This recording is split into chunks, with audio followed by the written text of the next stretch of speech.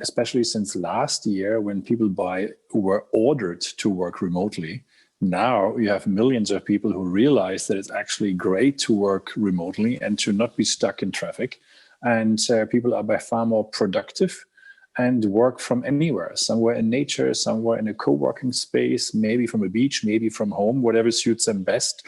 But they do not lose every day hours for commuting and hang out in what we created in the last 200 years, office spaces. So that is just not conducive for the most people to actually use their brain and live a great life. You were definitely, Andreas, one of the originators of the laptop lifestyle. No kidding. Yeah, it's a mobility idea, but you're not originated. If you look back before 200 years ago, we introduced this concrete box, or it wasn't probably concrete at the time, but we introduced the office. And there's a beautiful article in The Economist from last year, April, where somebody wrote a letter in 1823 and saying, by the way, now they expect me to be stuck in a place during the golden hours of the day, and this feels like death. Yeah, so we only for 200 years came up with the idea of locking up people in places. Before that, we were still functioning and operating, but we didn't come up with the idea of locking people into the same space. And so this was part of the industrial revolution method of controlling people. And we justified that for a long time with then telephones, computer cables, and other things. And all of this stuff has become obsolete. And people now, since last year, realize that being, first of all, sitting all day in a space is not good because humans are not designed for that. Yeah, we are not designed to sit still at a desk. So you can work for 2 or 3 hours here, 2 or 3 hours there, and go play with the kids in between or go running and eat healthy food in the kitchen instead of the stuff which you might get somewhere while you are in a normal office environment. So people's health and happiness has been improving big time through the fact that location became secondary. Very interesting.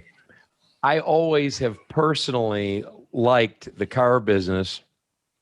I mean, although I was at typically a single location and did have an office, but I mainly spent most of my time outside, either with the cars, with the customers, out back in the service department, on foot, at least traveling around some acreage, and in and out, and never the same, and never stuck at the desk. Yeah.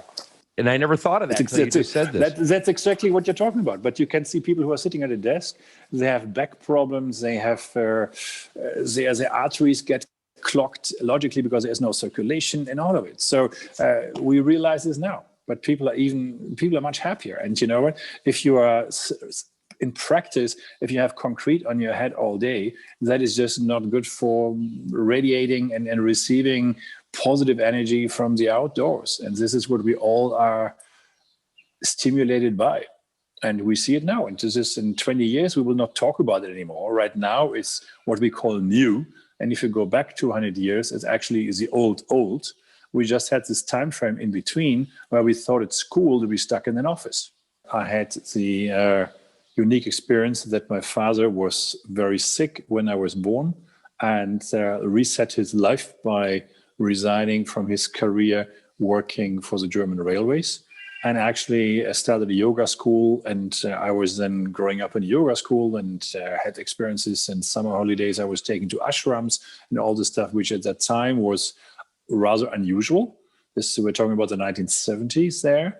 And and so for him, a vegan lifestyle was the practice. And he, at a certain point, told my mother to just stay out of the kitchen because he wanted to make sure that we are actually eating differently.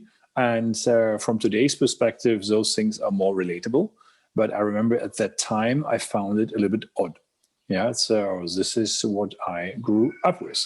And this allowed me to take things into my own hands pretty early, in the sense of that I was able to change schools and then stop going to school and signing up for an apprenticeship, which is a German model of being trained in a real life and real job environment. And I did that in financial services when I was 15.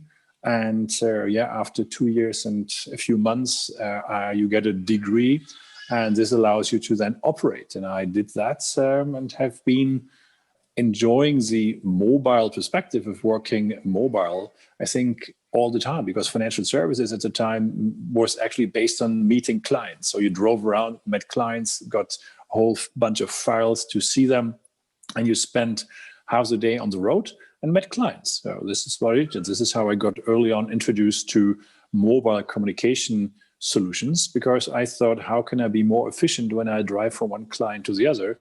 And this logically led to answering machines with remote access. And this was the next step, was then a car phone, and that became a mobile phone, etc. So I was very early into this. And then things changed in Germany, that they introduced mobile phone licenses. And I started just before that with a friend to sell mobile phones. And we were really successful because we did things slightly differently. And we were in that industry early. And then let's say at age 21, we were experts because we have been in that for 2 years, when other people who were double our age got into that industry, because it became hugely popular and it became a major, major issue, even though it was still totally underestimated from my perspective. And I was in that business, and this included selling part of the company, buying it back, selling it again, because we needed additional capital to grow at an exponential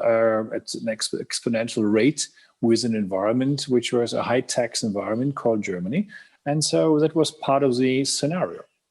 So yes, and then logically when we sold the company, there was always some money which we made. And yes, this allowed me to have some kind of financial freedom at a very early age. But